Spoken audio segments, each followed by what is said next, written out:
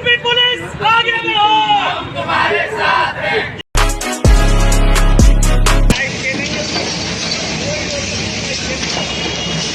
Hello everyone, तो क्या हाल चाल। आई होप सब बढ़िया होंगे। तो आज के इस वीडियो में मैं आपको बहुत सारी अपडेट देने वाला हूं इंडिया पाकिस्तान फाइनल मैच को लेकर। उसी के साथ साथ फाइनल मैच जीतने के बाद ओवैसी का रिएक्शन भी हमें देखने को मिला। इसी के साथ साथ हम बात करेंगे कि किस तरह यूपी के बरेली में मुस्लिम लोगों पे जो लाठीचार्ज किया गया उसके ऊपर सीएम योगी का क्या बयान आया, इन सब चीजों के बारे में हम बात करने वाले हैं। और उसके बाद प्रशांत किशोर के बारे में भी हम बात करेंगे। तो जो भी अपडेट है आपके साथ शेयर करूंगा, लेकिन उससे पहले चैनल को जरूर सब्सक्राइब कर ले। तो बढ़ते हैं पहली अपडेट की ओर और हम सबसे पहले बात करते हैं इंडिया पाकिस्तान के एशिया कप फाइनल मैच के बारे में। तो फाइनली इंडिया वर्सेस पाकिस्तान के एशिया कप मैच में इंडिया जो है वो जीत चुका है। तो संडे को था इंडिया पाकिस्तान का फाइनल मैच एशिया कप जो था, और एशिया कप के फाइनल मैच में इंडिया पाकिस्तान को हराकर जीत जाती है।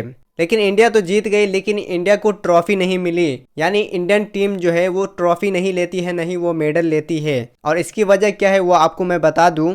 इंडियन टीम ने पाकिस्तान के एसीसी अध्यक्ष मोहसिन नकवी के हाथ से ट्रॉफी और मेडल लेने से मना कर दिया।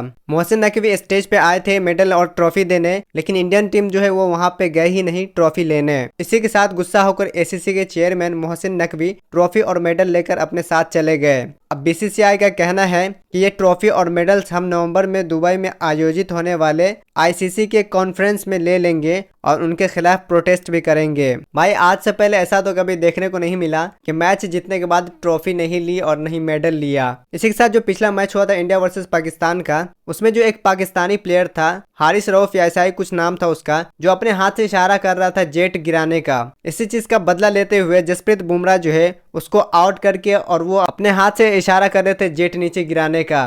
तो इस चीज का बदला लेते हुए जसप्रीत बुमराह ने उसको आउट भी किया। इसी के साथ एक और चीज देखने को मिल रही है, उस मैच को पाकिस्तान हारने के बाद पाकिस्तान के कैप्टन जो है जोश जोश में वो $75,000 की जो चेक दी उसको वो लेकर फेंक देते हैं। और अब पीसीबी ने आईसीसी को खत लिखकर वो रकम मांगी है। मतलब यार ये हर जगह अपनी बेइज्जती ही करवाते हैं। लेकिन जिस तरह इंडियन प्लेयर मैच जीतने के बाद मोहसिन नकवी के हाथ से न ट्रॉफी ली और न मेडल लिया, उसी के बाद जो है एक वीडियो और हमें देखने को मिला जिसमें सीरीज की शुरुआत में टीम इंडिया ने मोहसिन नकवी के साथ हाथ में मिलाया, फोटो भी ली उनके साथ। और इस चीज को आम आदमी पार्टी के दिल्ली अध्यक्ष सौरभ भारद्वाज ने यह वीडियो शेयर करते हुए लिखा। वो लिखते हैं, मगर भारत में मैच का विरोध हुआ तो खिलाड़ियों को नई स्क्रिप्ट दी ताकि देश में प्रोपेगेंडा चल सके। ये चीजें वायरल हो रही है, कुछ लोग इसको सपोर्ट भी कर रहे हैं, कुछ लोग इसको क्रिटिसाइज भी कर रहे हैं। यहाँ पे आप वीडियो वगैरह भी देख सकते हैं कि किस तरह मोहसिन नकवी से हाथ मिलाते हैं, उनके साथ फोटो वगैरह भी खिंचवाते हैं और इसी चीज को लोग शेयर भी कर रहे हैं। इंडिया पाकिस्तान मैच के बाद जब इंडिया ने जीता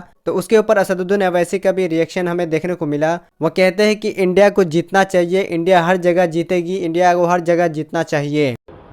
देखिए, भारत जीतना चाहिए हर जगह पर, चाहे क्रिकेट मैच हो, चाहे टेररिस्ट के खिलाफ हो।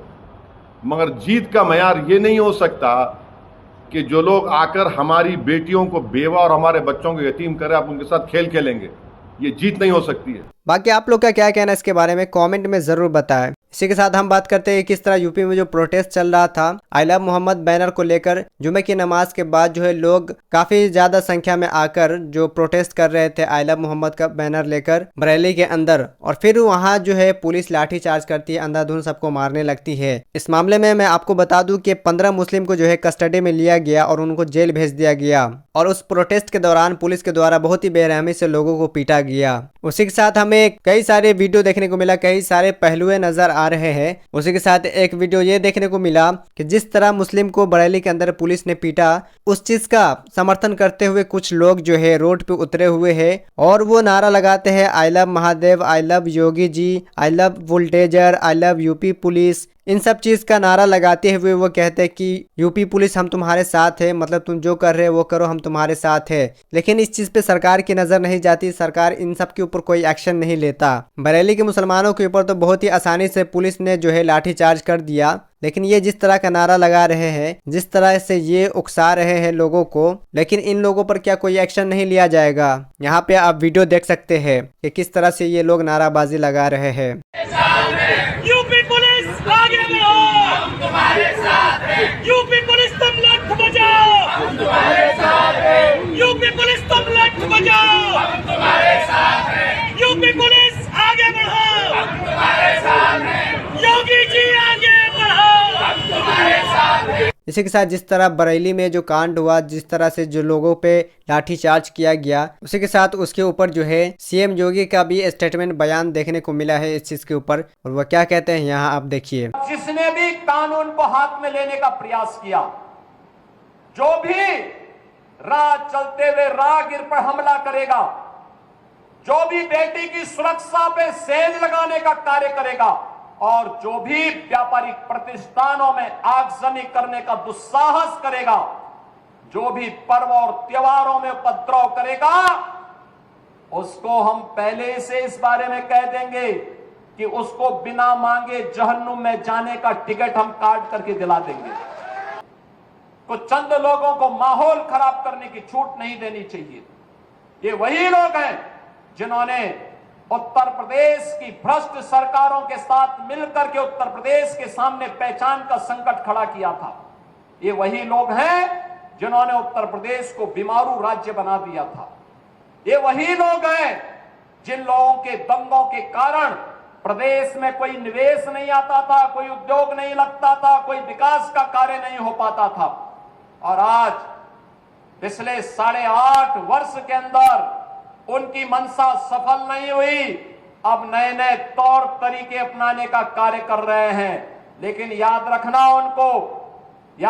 होगा, वे जितना सोचते हैं उससे ज्यादा हमारी पहले से तैयारी रहती है। और जब भी दुस्साहस करेंगे ऐसे ही पिटोगे जैसे बरेली के अंदर पीटे गए हो। इसी से रिलेटेड हमें एक और चीज़ें देखने को मिली, एक और वीडियो नया देखने को मिला कि जिस तरह से मुस्लिम लोग प्रोटेस्ट करके जुलूस निकाल रहे होते हैं, उसी प्रोटेस्ट के दौरान जो है कुछ लोग जो है वो छत के ऊपर से दूसरे लोग जो है वो पत्थर फेंकते हैं ताकि दंगा हो सके। दंगा भड़काने के काम करते हैं ये लोग, और ये चीज़ें ऑन द कैमरा रिकॉर्ड हुई है। और जब पुलिस प्रशासन पूछती है कि पत्थरबाजी कहाँ से हो रहा है, किसने पत्थर बरसाई, तो ये वीडियो देखिए कैसे जो है दूसरे लोग जो है जुलूस के अंदर पत्थर बरसा रहे हैं।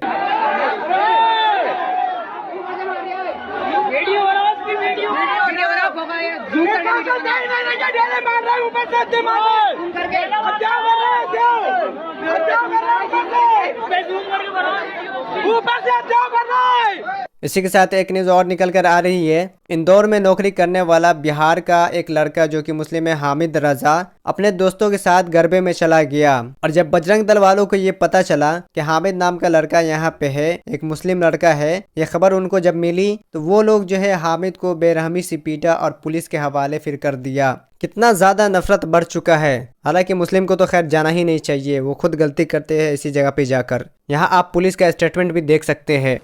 असल का खजाना से एक मामला सामने आया, नाम बदल कर वो गरबा पंडाल के अंदर।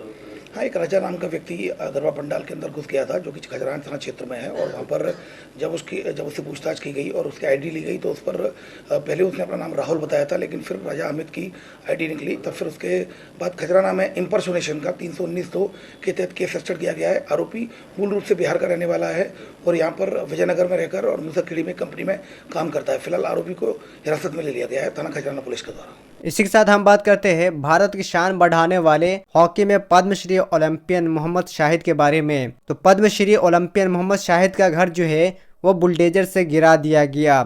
बनारस में पद्मश्री ओलंपियन मोहम्मद शाहिद के घर को बुलडोजर से गिरा दिया गया। हालांकि इसकी वजह यह है कि वो रोड चौड़ीकरण हो रहा था। आपको बता दूं, शाहिद ने 1980 में मॉस्को ओलंपिक में भारत को गोल्ड दिलाया था और उनके घर को गिराने का रीजन ये है कि सड़क चौड़ीकरण हो रहा था, लेकिन इसके लिए वो मना नहीं कर रहे थे, लेकिन वो बस गिरा के एक दिन की मोहलत मांग रहे थे कि एक दिन बाद जो है वो घर को चाहे तो गिरा दे। लेकिन उनको एक दिन की भी मोहलत नहीं दी गई और उसी वक्त जो है उनके घर को 3 मंजिला मकान को गिरा दिया गया। यहाँ पे आप छोटा सा वीडियो भी देख सकते हैं।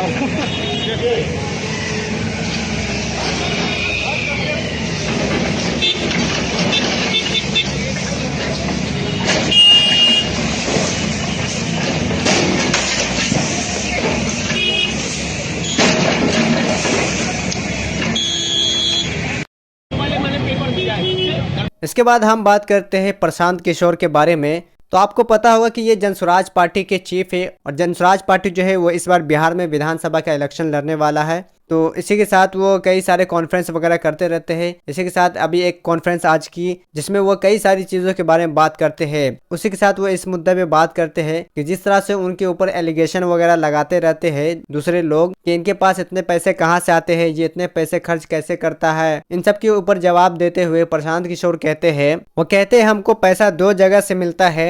एक जिसको हम सलाह देते हैं, आदमी हो या कंपनी, जिसने भी हमसे सलाह लिया उससे फीस लिए। वो ये भी कहते हैं कि 2021 से 22 से पिछले 3 सालों में मेरे खाते में 241 करोड़ रुपए फीस के तौर पर आया और इस पे हमने 30 करोड़ 95 लाख जीएसटी जमा किया।